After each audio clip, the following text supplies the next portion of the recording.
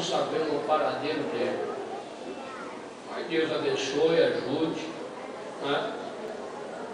A gente fica somente em individualidade, não sei o que eu estou falando nesta noite.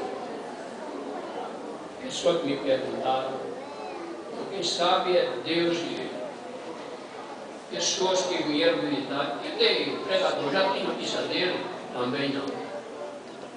E até hoje eu penso que ninguém aqui tem notícia, né? A não ser que nem o próprio João Paulo tem, eu penso que o Tiago não tem, nem Calé, que foi buscar ele de madrugada, não tem. Tem notícia. Mas nós estamos acostumados já com pregadores e cantores de receber uma oferta maior e procurar. Infelizmente, isso está acontecendo. Só que de quando em quando tem alguém quebrando o pescoço espiritualmente. Aí fica morto. Por quê?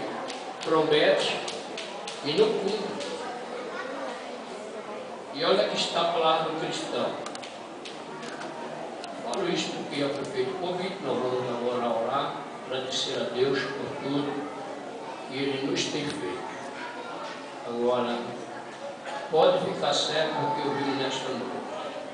Cuidado com a examinada.